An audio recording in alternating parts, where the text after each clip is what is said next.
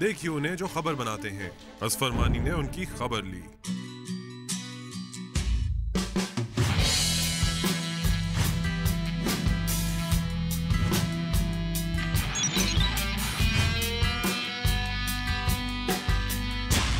चक्कर ये जी, हम कॉलम शॉलम तो पढ़ते नहीं हैं बैठ के। आजकल के ज़माने में बहुत से नौजवान, बल्कि अक्सर नौजवान नहीं पढ़ते। शक्लें देखी हुई हैं हमने लोगों की जो कॉलम लिखते हैं। ये साहब जो हमारे सामने बैठे हुए हैं जी, इनकी शक्ल हमने देखी, लेकिन इत्तेफाक से हमारी नाअहली कह लें या पता नहीं क्या मसला था, हमने पढ़ा नहीं इनको कभी। उसके बाद इनका प्रोग्राम जब टेलीविज़न पे आया तो हमने देखा, हमने कहा ये तो वैसी बातें करते हैं, या फिर ये वही बातें करते हैं जो हम कहना चाहते हैं या हम कर चुके हैं बातें। या हम खाली सोचते हैं, या हम सोचते हैं खाली, कर नहीं पाते। हसन निसार साहब हमारे साथ बैठे हुए हैं, हमने सोचा क्यों ना हम उनसे वो बातें करें जो कि नॉर्मली ये नहीं करते। सर कैसे हैं आप? ठीक सर कैसे हैं आप? हम स्पेशली लाहौर हैं आपसे मिलने के लिए, और हम आपके शो से बड़े इम्प्रेस्ड हैं। नहीं, मोस्ट वेलकम। लेकिन एक बात जो है ना, मैं पहले थोड़ा सा, हमारा तो आगाज ही डिसएग्रीमेंट से हो गया है। जो आपने कहा ना कि हम नहीं पढ़ते। हाँ। नहीं, मैं नहीं पढ़ता। आप अपने लिए हम का लफ्ज़ इस्तेमाल कर रहे हैं। अच्छा, वो राजकुमार भी तो करते थे ना, हम राजकुमार हैं। वो ठीक है, अल्लाह का शुक्र है आप राजकुमार। ठीक है। बहुत से यंगस्टर्स हैं जो बहुत कीनली पढ़ते हैं। नहीं, बहुत से यंगस्टर्स पढ़ते हैं। इनफैक्ट जो लहर, एक हम बात इसी पे कर रहे हैं, स्टार्ट यहाँ से करते हैं कि एक हम इसको कहते हैं जर्नलिस्टों का दौर आ चुका है, क्योंकि मीडिया पे भी एवरी फॉर्म जर्नलिस्ट जो है they become our heroes. You know, we look at them all the time. उनको देख रहे हैं, उनको फॉलो कर रहे हैं। उनकी बात को ऑथेंटिकेट करनी होती है तो किसी और जर्नलिस्ट के थ्रू ही ऑथेंटिकेट करते हैं।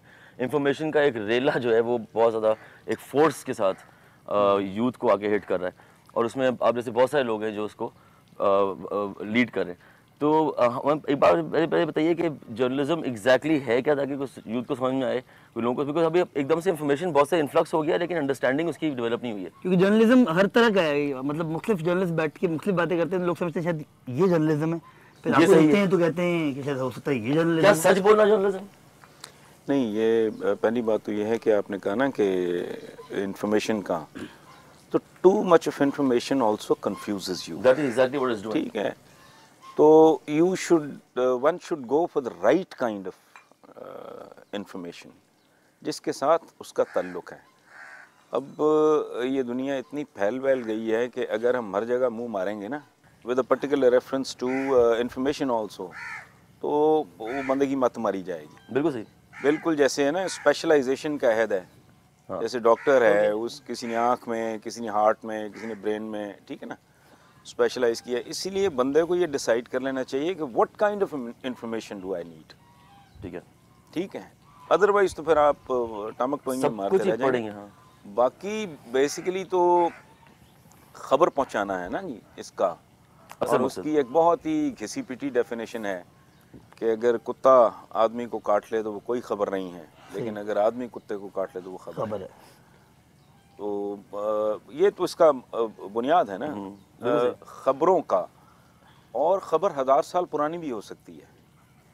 ये नहीं है कि करंट अभी को 5 मिनट पहले बम धमाका हुआ और सबसे पहले आपने ब्रेक कर दी खबर, तो वो खबर है। नहीं, कोई 5000 साल पुरानी सच्चाई भी अगर आज आप बयान कर रहे हैं यू द फर्स्ट मैन, तो वो भी ब्रेकिंग न्यूज़ है। कितना अलाउड है जो एक जर्नलिस्ट को कि वो अपना व्यू पॉइंट जो है या अपना जो टिल्ट है उसका पर्सनल देख तो लेस, इतना अलाउड है कि हर चीज तो चल रही है, हर बात तो कर रहे होते हैं जर्नलिस्ट। ये बड़ा कंफ्यूजन है, हर चीज कर रहे होते हैं। बड़ा कंफ्यूजन है कि एक आपको अगर काम इंफॉर्मेशन देना है, हाँ। तो फिर टिल्ट क्यों नजर आता है जर्नलिज्म के अंदर? यकीन के साथ कह सकता हूँ कि I am one of those very few people जिनके बारे में शायद आपकी बात नहीं कर सकते। नहीं, आप बीसीओ नाम ले सकते हैं कि फलां का टिल्ट होता रहा, मेरा टिल्ट विल्ट तो मुझे नहीं समझ आती। नहीं, हाँ, मेरी कोई पसंद या नापसंद मैं उन टर्म्स में सोचता देखता ही नहीं। पहली बात तो ये है कि मैं इतना माइक्रो लेवल पे जाता नहीं। मैं शख्सियात और ये डे टू डे वाक़यात हैं जिन पे लिखने बैठ जाते हैं हमारे बहुत से दोस्त, आई जनरली अवॉइड देम। मेरा ज़रा मैक्रो किस्म का, मैं और तरह के मौजूआत हैं। हम कुछ पढ़े हैं 2-3 तो इसलिए मैं ज़्यादा। ठीक है। दूसरी इससे अहम बात ये है कि मुझे मानी पसंद या नापसंद नहीं है। आपकी एक परफॉर्मेंस है, आपका एक काम है, आपका एक पर्टिकुलर एक्ट है, मुझे अच्छा लगा है, और आप ही का एक और एक्ट है जो मुझे अच्छा नहीं लगा। तो जो अच्छा लगा है उसको मैं अप्रिशिएट करूँगा। बंदों को बिल्कुल ही हीरो या बिल्कुल ही विलन बना देना वो ठीक नहीं है। ग्रे एरिया में रहना चाहिए। ठीक है ना, मैं किसी कॉलम में मुमकिन है मैंने झक मारी हो, किसी में शायद मैंने कोई ढंग की बात की हो, सो जहाँ मैंने कमज़ोरी दिखाई है उसको आप क्रिटिसाइज़ करें, जहाँ मैंने अच्छा काम किया मुझे अप्रिशिएट करें। आउटराइटली टॉप टू टो एक पूरे के पूरे बंदे को रिजेक्ट या एक्सेप्ट कर लेना, सर पे सवार कर लेना या उसको बिल्कुल ही कंडेम कर देना, मेरा ख्याल है वो कोई इतना पॉजिटिव रवैया नहीं है। जो बहुत सारे जर्नलिस्ट थे जो बेसिकली पहले कॉलमनिस्ट थे, फिर उसके बाद now they come on TV, अब शक्ल आना और टेलीविजन पे आने से एक बहुत बड़ा डिफरेंस क्रिएट होता है ऑडियंस के दिमाग में। अब जो जिस ऑडियंस की हम बात कर रहे थे, टेलीविजन की ऑडियंस है, वो जो है वो एक्सेप्ट बहुत जल्दी करती है बात को, अगर टीवी पे हो रही हो, और स्पेशली अगर कामरान खान बोल रहे हो या हामिद मीर बोल रहे हो या शाहिद मसूद बोल रहे हो, तो बहुत जल्दी एक्सेप्टेंस आ जाती है। ये एक तरीके से किसी तरफ लेके नहीं जा रहे इनको कॉन्स्टेंटली। हमें लगता है कॉन्स्टेंटली नेगेटिव बात करने से हमारे सारे जो माशरे का रवैया है वो नेगेटिव ही हो गया है। हम सब क्रिटिसाइज कर रहे हैं बैठ के, सिर्फ क्रिटिसिज्म करते हैं। नहीं, आपको अनफॉर्चुनेटली क्या खबर अच्छी नहीं होती? हमारी सोसाइटी में अच्छी खबर बहुत ही कम नसीब होती है। आप मुझे बताएं, 3 4 5 मुख्तलिफ हैं ज़िंदगी के, मोरालिटी है। आपके यहाँ दूध खालिस नहीं है, जाली दवाएं बनती हैं। छोटे शहरों में जो गंदा मंदा कीमा जहर मिला के कुत्ते मारने के लिए दिया जाता है, सरकारी एहलकार उसको कसाबों के पास बेच देते हैं। झूठी गवाहियाँ आम हैं। ये मुहावरा आप ही के मुआशरे की पैदावार है कि वकील क्या करना, जज ही कर लो। बिल्कुल, ये आपकी मोरालिटी की साइड है। ये जो जुनूनियों का एक ग्रोह है ना, जो समझते हैं कि वी आर द बेस्ट और ये फलाना मुआशरा ढमकाना, ये कोई मुआशरा नहीं है। इस मुआशरे की कोई बुनियाद नहीं है। ये इसके अखलाकी पहलू हैं जिन पे मैंने, जो लोग ये जो सिरिंज नहीं होती इंजेक्शन की, इसको रिसाइकिल कर देते हैं, उनसे बड़े कातिल कोई हो सकते हैं? अच्छा, अब आप अंदाज़ा लगाएं, अपनी सियासत की तरफ आ जाएं। यहाँ आज तक ये नहीं तय हो सका कि ये इक़्तिदार में किसी ने आना कैसे, जाना कैसे। अयूब खान आया, वो 10 साल बैठा रहा, ज़ियाउल हक़ आया, वो 11 साल बैठा रहा, परवेज़ मुशर्रफ साहब तशरीफ़ लाए, वो जाने के नाम, एक वज़ीर आज़म आपका कातिल करार दे के फांसी भी लटका दिया गया, दूसरा वज़ीर आज़म आपका हाईजैकर है। हम कौन लोग हैं?